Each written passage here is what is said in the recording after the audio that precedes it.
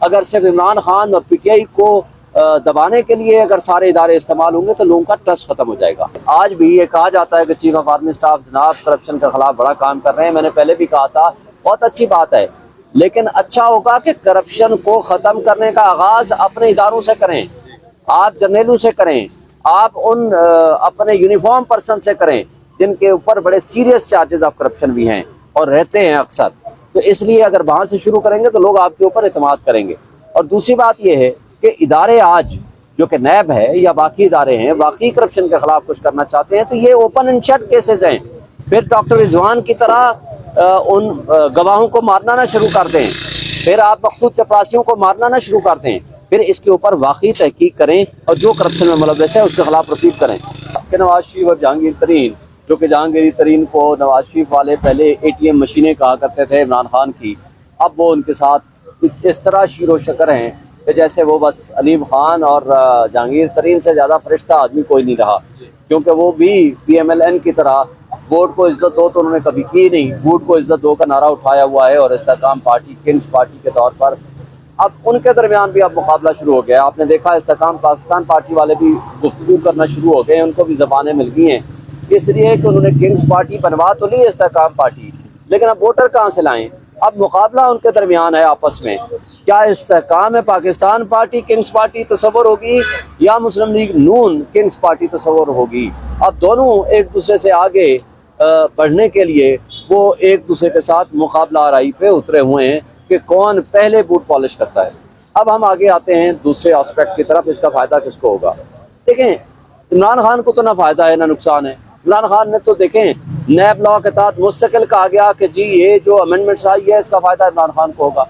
عمران خان نے کہا مجھے فائدے نقصان سے نہیں، میں کرپشن کے خلاف ہوں، جس نے کرپشن کی ہے اس کو سزا ملنی چاہیے، جس نے جرم کیا ہے۔ انہوں نے کیا کیا؟ آپ کو دیکھا 3 کام انہوں نے کیا، آتے ساتھ ای سی ایل سے اپنے نام نکالے جس کو سپریم کورٹ نے سو موٹو نوٹس لیا، نیب لا کو انہوں نے ترمیم کی کس کے ذریعے؟ لا منسٹر کے ذریعے، جو لا منسٹر وہ ہیں جو شریف فیملی کے وکیل تھے، اور پارلیمنٹیرینز نے اپنے کیس رکھے سامنے، ہاں جی کون سی شک ہمارے کیس کے ساتھ ہٹ کر رہی ہے وہ شک تبدیل کر لو، دوسرا کیس رکھا اس میں جو شک آ رہی ہے اس کو تبدیل کر لو، اور وہ سارے 1100 ارب روپے کے جو کرپشن چارجز تھے وہ اپنے آپ کو بری کرا لیا۔ بہرحال سپریم کورٹ نے جاتے جاتے اس میں بڑا اچھا فیصلہ کیا، اس کے اندر وہ جو بینیفٹ ان کو دے دیا ہے ایٹ لیسٹ ایک لحاظ سے کہ جی وہ نیب لا سارے کے سارے ریسٹور ہو جائیں گے۔ اب یہ پراسیکیوشن پہ ڈیپینڈ کرتا ہے کہ واقعی صحیح معنوں میں ادارے اگر سنسیئر ہیں، اگر ادارے، اب مجھے کل ایک دوست بتا رہے تھے کہ جتنی کرپشن مولانا فضل الرحمان اور اس کی پارٹی کے لوگوں نے کی ہے، ان کے منسٹرز نے کی ہے، ہر ہاؤسنگ منسٹری ہمیشہ ان کے پاس رہی ہے، جتنی کرپشن انہوں نے کی ہے بھائی اس پہ تحقیقات کریں نا، اس سے ٹی وی میں بیٹھ کے یا باہر سے باتیں آتی ہیں تو بھائی اس پہ تحقیقات کریں کہ یہ پیسے کہاں سے آتے ہیں ان کے۔ تو نیب اگر خاموش ہوگا، اگر صرف عمران خان اور پی ٹی آئی کو دبانے کے لیے اگر سارے ادارے استعمال ہوں گے تو لوگوں کا ٹرسٹ ختم ہو جائے گا۔ اس کیس کے حوالے سے دیکھیں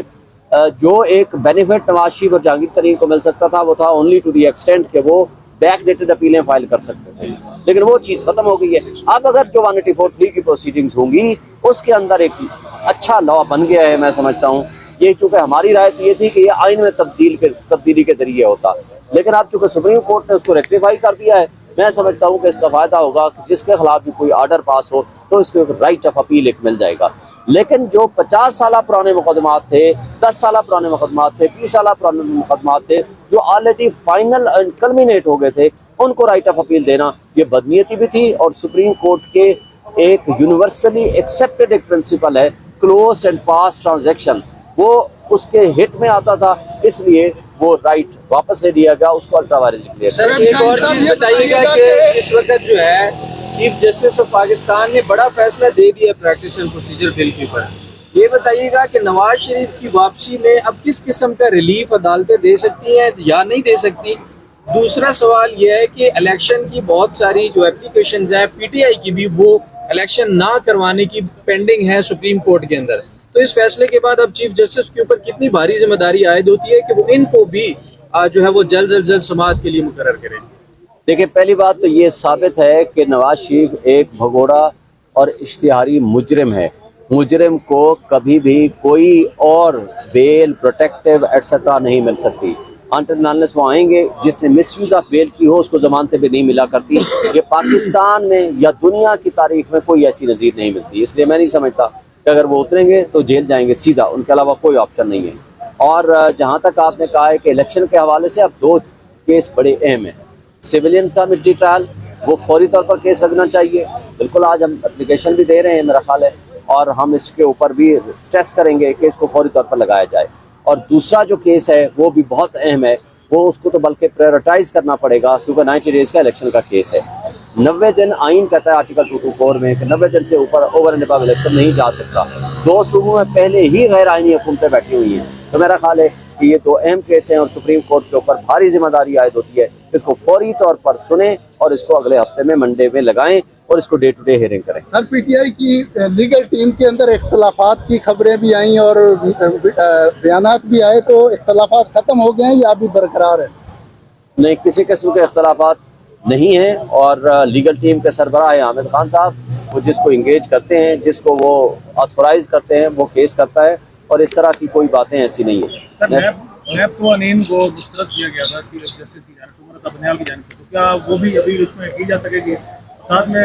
ریویو آرڈر اینڈ ججمنٹ کے حوالے سے بھی ایک کالعزم قرار دیا گیا تھا, وہ بھی دوبارہ سے نہیں, review of judgment and order تو فینالٹی اختیار کر گیا ہے. اس کو خلاف کسی نے نہ ریویو کیا ہے نہ ہی کسی نے اپیل فائل کی ہے, لہٰذا وہ تو ایشو کلوز ڈاؤن ہو گیا, تو وہ لا ختم ہو گیا. اب جہاں تک اس بات کا تعلق ہے نیب لا والا, نیب لا کا بھی ختم ہو گیا, اس لیے کہ اس کے خلاف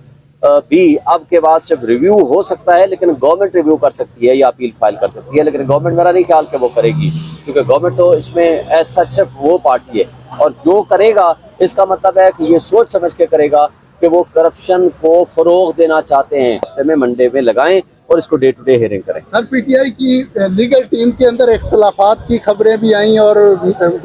بیانات بھی آئے, تو اختلافات ختم ہو گئے ہیں یا ابھی برقرار ہے؟ نہیں, کسی قسم کے اختلافات نہیں ہیں, اور لیگل ٹیم کے سربراہ ہیں حامد خان صاحب, وہ جس کو انگیج کرتے ہیں, جس کو وہ آتھورائز کرتے ہیں وہ کیس کرتا ہے, اور اس طرح کی کوئی باتیں ایسی نہیں ہیں. سر نیب قوانین کو مسترد کیا گیا تھا جسٹس کی جانب سے, عمر ابنیال کی جانب سے, تو کیا وہ بھی ابھی اس میں کی جا سکے گی؟